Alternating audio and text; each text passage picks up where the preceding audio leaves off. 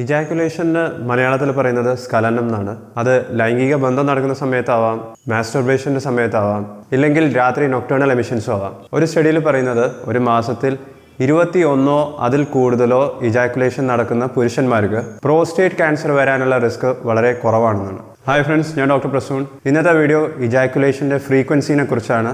കൂടുതൽ തവണ ഇജാക്കുലേഷൻ അല്ലെങ്കിൽ സ്ഖലനം നടന്നു കഴിഞ്ഞാൽ നമുക്കെന്തെങ്കിലും ബെനിഫിറ്റ് ഉണ്ടോ ഇല്ലേ, ക്യാൻസറിൻ്റെ റിസ്ക് കുറയ്ക്കാൻ സാധിക്കുമോ ഇല്ലേ, സയൻറ്റിഫിക് സ്റ്റഡീസ് ഈ വിഷയത്തിനെ കുറിച്ച് എന്തൊക്കെയാണ് പറയുന്നത്, ഇതെല്ലാം നമുക്ക് ഈ വീഡിയോയിൽ നോക്കാം. സോ വെൽക്കം ബാക്ക് ടു ഡോഫണി. നമുക്ക് തുടങ്ങാം. ഇജാക്കുലേഷനെ കുറിച്ച് പറയുന്നതിന് മുമ്പേ നമുക്ക് ആദ്യം ബേസിക് ആയിട്ടുള്ള കുറച്ച് കാര്യങ്ങൾ മനസ്സിലാക്കണം.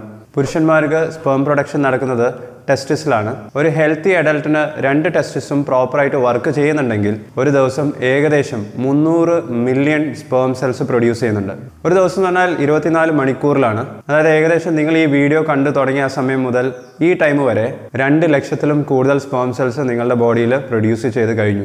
ഈ നമ്പറിനെ കുറിച്ച് ആലോചിക്കുന്ന സമയത്ത് അധികം ആൾക്കാരും ചിന്തിക്കുന്നത് ഇത്രയും കൂടുതൽ സ്പേം പ്രൊഡ്യൂസ് ചെയ്യുന്നുണ്ടെങ്കിൽ അത് നമ്മളുടെ ബോഡിയിൽ നിന്നും പുറത്തേക്ക് പോയിട്ടില്ല എന്നുണ്ടെങ്കിൽ എന്താണ് സംഭവിക്കുക? ക്യാൻസർ പോലത്തെ കണ്ടീഷൻസിലും ഇതുപോലെ സെല്ലുകളുടെ എണ്ണം കൂടി വരികയാണ് ചെയ്യുന്നത്. അതുകൊണ്ട് തന്നെ കൂടുതൽ തവണ ഇജാക്കുലേഷൻ നടന്നു കഴിഞ്ഞാൽ ക്യാൻസറിൽ നിന്നും പ്രൊട്ടക്ഷൻ കിട്ടുകയോ ഇല്ലേ. ടെസ്റ്റിസിൽ സ്പേം സെല്ല് പ്രൊഡ്യൂസ് ചെയ്യുന്നത് ചെറിയ ട്യൂബുകളുടെ അകത്താണ്. ഈ ട്യൂബിൻ്റെ പേര് സെമിനിഫറസ് ട്യൂബ്യൂൾസ് ആണ്. നിങ്ങൾക്ക് ഈ ചിത്രത്തിൽ സെമിനിഫറസ് ട്യൂബ്യൂൾസ് കാണാം. ഓരോ ദിവസവും നിർമ്മിക്കുന്ന 300 മില്യൺ സ്പേം സെൽസും ഈ സെമിനിഫറസ് ട്യൂബ്യൂൾസിൻ്റെ അകത്താണ് ഉണ്ടാകുന്നത്. ഇങ്ങനെ നിർമ്മിക്കുന്ന സ്പേം സെൽസിനെ പിന്നീട് ടെസ്റ്റിസിൻ്റെ പുറകുവശത്തുള്ള മറ്റൊരു ട്യൂബിലേക്കാണ് മൂവ് ചെയ്യിപ്പിക്കുന്നത്. ഈ ട്യൂബിൻ്റെ പേര് എപ്പിഡിഡിമിസ് എന്നാണ്. എപ്പിഡിഡിമിസിൻ്റെ അടുത്ത് കോയിൽ രൂപത്തിലുള്ള മറ്റൊരു ട്യൂബ് ഉണ്ട്. ഇതിൻ്റെ പേര് ഡക്ടസ് എപ്പിഡിഡിമിസ് എന്നാണ്. ഈ പറഞ്ഞ ഡക്ടസ് എപ്പിഡിഡിമിസ് വളരെയധികം കോയിൽ ചെയ്ത രൂപത്തിലാണ് എപ്പിഡിഡിമിസിൽ ഉണ്ടാവുക. ഇതിൻ്റെ അകത്താണ് ഇമ്മച്വർ ആയിട്ടുള്ള പുതുതായി നിർമ്മിച്ചിട്ടുള്ള സ്പേം സെൽസിനെ സ്റ്റോർ ചെയ്യുന്നത്. ഇങ്ങനെ സ്റ്റോർ ചെയ്യുന്ന സമയത്താണ് ഈ സ്പേം സെൽസ് മെച്യൂർ ആവുന്നത്. ഡക്ടസ് എപ്പിഡിഡിമിസ് എന്ന് പറഞ്ഞ ഈ സ്ട്രക്ചർ നമ്മൾ വലിച്ചു നീട്ടുകയാണെന്നുണ്ടെങ്കിൽ ഏകദേശം 6 മീറ്റർ അല്ലെങ്കിൽ 20 അടീൻ്റെ അടുത്ത് നീളമുണ്ടാവും. അപ്പോൾ അത്രയും നീളമുള്ള സ്ട്രക്ചറാണ് ചെറുതാക്കി കോയിൽ രൂപത്തിലാക്കി എപ്പിഡിഡിമിസിൻ്റെ അകത്തുള്ളത്. ഓരോ ദിവസവും സെമിനിഫറസ് ട്യൂബ്യൂൾസിൽ നിർമ്മിക്കുന്നത് 300 മില്യൺ സ്പേം സെൽസ് ആണ്. അതായത് ഏകദേശം ഒരു സെക്കൻഡിൽ 3000 മുതൽ 3500 സ്പേം സെൽസ് ഉണ്ടാവുന്നുണ്ട്. ഇത്രയും കൂടുതൽ സ്പേം സെൽസ് നിർമ്മിക്കുന്നതൊക്കെ എവിടെയാണ് പോകുന്നതെന്ന് ചോദിച്ചാൽ അതിൻ്റെ ഉത്തരം ഡക്ടസ് എപ്പിഡിഡിമിസിൽ തന്നെയാണ്. ഇജാക്കുലേഷൻ അല്ലെങ്കിൽ സ്ഖലനം കൃത്യമായിട്ട് നടക്കുന്നില്ലെങ്കിൽ ഈ ഡക്ടസ് എപ്പിഡിഡിമിസിൻ്റെ അകത്ത് സ്പേമിന് നിറയുന്നത് വരെ വേണമെങ്കിൽ സ്റ്റോർ ചെയ്യാം. ഇനി മറ്റൊരു ഫാക്ടർ നിങ്ങൾ അറിഞ്ഞിരിക്കേണ്ടത്, ടെസ്റ്റിസ് നമ്മളുടെ ബോഡിയിലുള്ള മറ്റു ഓർഗൻസ് പോലെയല്ല. ടെസ്റ്റിസിലേക്ക് എത്തുന്ന ബ്ലഡ് സപ്ലൈയിൽ ചെറിയ വ്യത്യാസമുണ്ട്.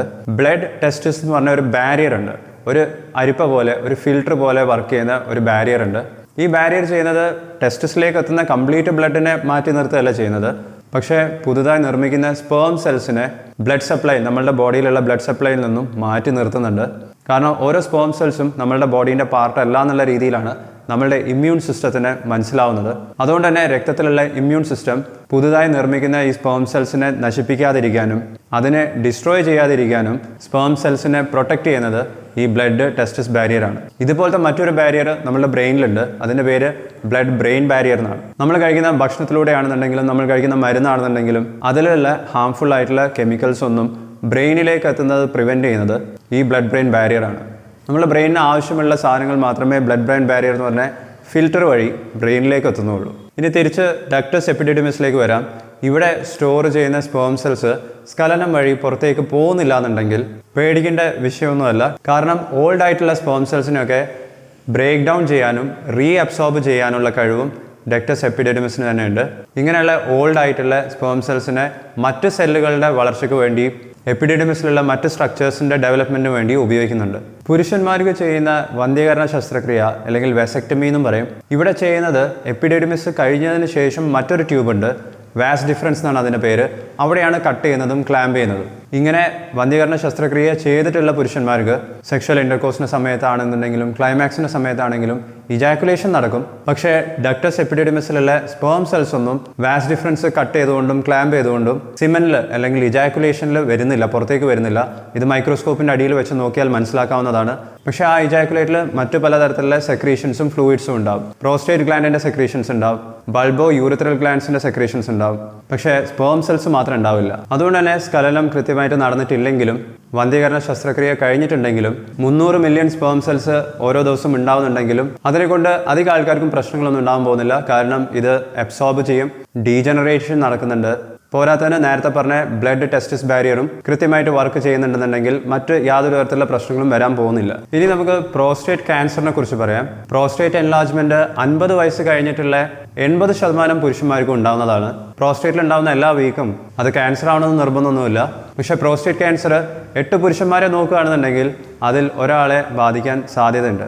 ഇനി പ്രോസ്റ്റേറ്റ് ക്യാൻസറും ഇജാക്കുലേഷൻ്റെ ഫ്രീക്വൻസിയും തമ്മിൽ എന്താണ് ബന്ധമെന്ന് നോക്കാൻ വേണ്ടി പലതരത്തിലുള്ള സ്റ്റഡീസും നടത്തിയിട്ടുണ്ട്. അതിനെക്കുറിച്ച് പറയാം. ഓരോ പ്രാവശ്യവും ഇജാക്കുലേഷൻ നടക്കുന്ന സമയത്ത് അതിൽ സ്പേം സെൽസ് മാത്രമല്ല ഉള്ളത്. ഞാൻ നേരത്തെ പറഞ്ഞ പോലെ പ്രോസ്റ്റേറ്റ് ഗ്ലാൻഡിൽ നിന്നുള്ള സെക്രീഷൻസ് ഉണ്ടാവും. ഇത് ഈ സ്പേം സെൽസിന് കുറച്ച് ദിവസങ്ങൾ ജീവിക്കാനുള്ള ന്യൂട്രിയൻസ് സപ്ലൈ ചെയ്യുന്നുണ്ട്. സ്പേം സെൽസിന് മൂവ് ചെയ്യാനുള്ള എനർജി പോലും പ്രോസ്റ്റാറ്റിക് ഫ്ലൂയിഡിൽ നിന്ന് കിട്ടുന്നുണ്ട്. മറ്റ് പലതരത്തിലുള്ള സെക്രീഷൻസും സിമെനിൽ അടങ്ങിയിട്ടുണ്ട്. നേരത്തെ ഞാൻ പറഞ്ഞതുപോലെ സ്ഖലനം കൃത്യമായിട്ട് നടന്നിട്ടില്ല എന്നുണ്ടെങ്കിൽ സ്പേം സെൽസിനെ ഡീജനറേറ്റ് ചെയ്യാനും റീഅബ്സോർബ് ചെയ്യാനുള്ള കഴിവ് നമ്മുടെ ബോഡിക്ക് തന്നെ ഉണ്ട്. പക്ഷേ പ്രോസ്റ്റാറ്റിക് സെക്രീഷൻസ് അങ്ങനെയല്ല. പ്രോസ്റ്റാറ്റിക് ഫ്ലൂയിഡ് കൃത്യമായിട്ടും പുറത്തേക്ക് സിമൻ വഴി ഇജാക്കുലേഷൻ സമയത്ത് പോയിട്ടില്ല എന്നുണ്ടെങ്കിൽ ഒരു സയൻറ്റിഫിക് തിയറിയിൽ പറയുന്നത് ഈ പ്രോസ്റ്റാറ്റിക് സെക്രീഷൻസ് പ്രോസ്റ്റേറ്റിൽ തന്നെ കെട്ടി നിൽക്കാം. പ്രോസ്റ്റേറ്റ് ഗ്രന്ഥിയിൽ സ്റ്റാഗ്നേഷൻ ഉണ്ടാവാം. അത് ചിലപ്പം കാർസിനോജനിക് ആവാമെന്ന് പറയുന്നുണ്ട്. കാർസിനോജനിക് എന്ന് പറഞ്ഞാൽ ക്യാൻസർ ഉണ്ടാക്കാനുള്ള റിസ്ക് കൂട്ടുന്നുണ്ടെന്നാണ് പറയുന്നത്. ഇതൊരു ഹൈപ്പോത്തസിസ് ആണ്. ഇത് തെളിയിക്കാൻ വേണ്ടിയിട്ടാണ് പല സ്റ്റഡീസും നടത്തിയിട്ടുള്ളത്. ഈ സ്റ്റഡിയിൽ 46 മുതൽ 81 വയസ്സ് വരെയുള്ള പുരുഷന്മാരെയാണ് പാർട്ടിസിപ്പേറ്റ് ചെയ്തത്. ഈ സ്റ്റഡിയിൽ ഇവർ കണ്ടുപിടിക്കാൻ ശ്രമിച്ചത് ഇജാക്കുലേഷൻ ഫ്രീക്വൻസിയും പ്രോസ്റ്റേറ്റ് ക്യാൻസർ വരുന്നതും തമ്മിൽ എന്താണ് ബന്ധമെന്ന് നോക്കാനാണ്. ഈ പാർട്ടിസിപ്പൻസിൻ്റെ അടുത്ത് ഓരോ മാസവും എത്ര തവണ ഇജാക്കുലേഷൻ നടക്കുന്നുണ്ട്, അത് അവരുടെ ആ പ്രായമുള്ള സമയത്ത് മാത്രമല്ല, അവർക്ക് 20 മുതൽ 29 വയസ്സ് പ്രായമുള്ള സമയത്ത് എത്രയായിരുന്നു, 30 മുതൽ 40 വയസ്സ് വരെയുള്ള സമയത്ത് എത്രയായിരുന്നു, 40 മുതൽ 49, ഇങ്ങനെ ഓരോ ഏജ് ഗ്രൂപ്പിലും ഓരോ മാസത്തിൽ എത്ര തവണ സ്ഖലനം നടക്കുന്നുണ്ടെന്നുള്ള ഡാറ്റ കളക്ട് ചെയ്തിട്ടുണ്ടായിരുന്നു. സ്റ്റഡി തീർന്ന സമയത്ത് ഏകദേശം 1400ഓളം പേർക്ക് പ്രോസ്റ്റേറ്റ് ക്യാൻസർ ഡിറ്റക്ട് ചെയ്തിട്ടുണ്ടായിരുന്നു. ഇനി സ്റ്റഡീൻ്റെ ഫൈൻഡിങ്ങിലേക്ക് വരാം. സ്റ്റഡിയിൽ അവർ കണ്ടുപിടിച്ചത് 21 അതിൽ കൂടുതൽ തവണ ഇജാക്കുലേഷൻ ഒരു മാസത്തിൽ നടക്കുന്ന ആൾക്കാർക്ക് പ്രോസ്റ്റേറ്റ് ക്യാൻസർ വരാനുള്ള റിസ്ക് 20% കുറവായിരുന്നു എന്നാണ്. ഇതുവരെ കമ്പയർ ചെയ്തത് ഒരു മാസം 4 മുതൽ 7 പ്രാവശ്യം ഇജാക്കുലേഷൻ നടക്കുന്ന പുരുഷന്മാരെ വെച്ചിട്ടാണ്. നിങ്ങളുടെ കുറേ പേരുടെ മനസ്സിൽ ഇപ്പോൾ ലഡ്ഡു പൊട്ടിയിട്ടുണ്ടാവും. ഷെയർ ബട്ടണിൽ ക്ലിക്ക് ചെയ്യുന്നതിന് മുമ്പേ ഒരു സ്റ്റഡീനെ കുറിച്ചും കൂടി പറയാം. ഈ സ്റ്റഡിയിൽ 2300 പുരുഷന്മാരാണ് പങ്കെടുത്തത്. ഈ സ്റ്റഡിയിൽ അവർ കണ്ടുപിടിച്ചത് ഒരാഴ്ചയിൽ 4.6 മുതൽ 7 തവണ ഇജാക്കുലേഷൻ നടക്കുന്ന പുരുഷന്മാർക്ക് 70 വയസ്സാകുമ്പോഴത്തേക്കും പ്രോസ്റ്റേറ്റ് ക്യാൻസർ വരാനുള്ള റിസ്ക് ഒരാഴ്ചയിൽ 2.3 പ്രാവശ്യം ഇജാക്കുലേഷൻ നടക്കുന്ന പുരുഷന്മാരെക്കാളും എത്രയോ കുറവായിരുന്നു എന്നാണ്. ഈ 2 സ്റ്റഡിയിലും നിങ്ങൾ മനസ്സിലാക്കേണ്ട ഒരു കാര്യം എന്ന് പറഞ്ഞാൽ ഇതിൽ ടോട്ടൽ നമ്പർ ഓഫ് ഇജാക്കുലേഷൻസ് ആണ് നോക്കിയത്.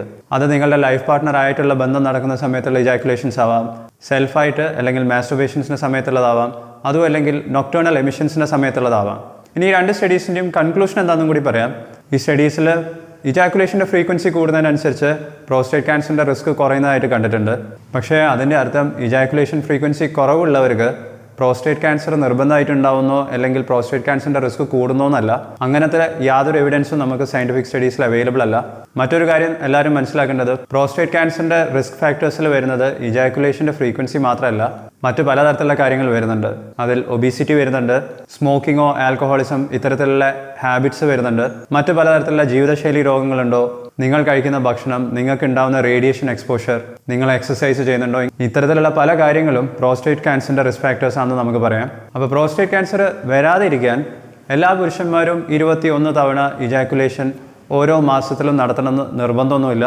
നിങ്ങൾക്ക് ആ നമ്പറിൻ്റെ അടുത്ത് എത്തുന്നുണ്ടെങ്കിൽ അത് തുടരുന്നതിന് യാതൊരു പ്രശ്നവുമില്ല. 21 എന്ന് പറഞ്ഞാൽ ഈ നമ്പർ എത്താൻ വേണ്ടി കൂടുതൽ തവണ സെൽഫായി മാസ്റ്റുർബേഷൻ ചെയ്യുന്നതും റെക്കമെൻഡഡ് അല്ല. അത് മറ്റൊരു വീഡിയോൻ്റെ വിഷയമാണ്. നിങ്ങൾക്ക് പലതരത്തിലുള്ള സംശയങ്ങൾ നിങ്ങളുടെ മനസ്സിലുണ്ടാവും. അതൊക്കെ നിങ്ങൾക്ക് വീഡിയോൻ്റെ താഴെ കമൻറ്റ് ചെയ്യാം. നിങ്ങൾക്ക് പേഴ്സണലൈസ്ഡ് ആയിട്ടുള്ള അഡ്വൈസാണ് താല്പര്യമെങ്കിൽ യൂറോളജിസ്റ്റുമായി സംസാരിക്കാൻ ഹോസ്പിറ്റലിൽ പോകണമെന്നില്ല. ഡോഫോഡി ഓൺലൈൻ ഡോക്ടർ കൺസൾട്ടേഷൻ ആപ്പ് നിങ്ങൾക്ക് ഉപയോഗിക്കാം.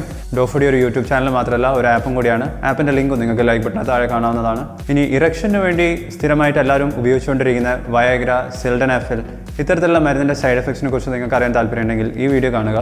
ഈ വീഡിയോ നിങ്ങൾക്ക് ഇഷ്ടപ്പെട്ടിട്ടുണ്ടെങ്കിൽ ലൈക്ക് ബട്ടണിൽ പ്രസ് ചെയ്യുക. ഞാൻ നിങ്ങളെ നെക്സ്റ്റ് വീഡിയോയിൽ കാണാം. Thank you so much watching. By.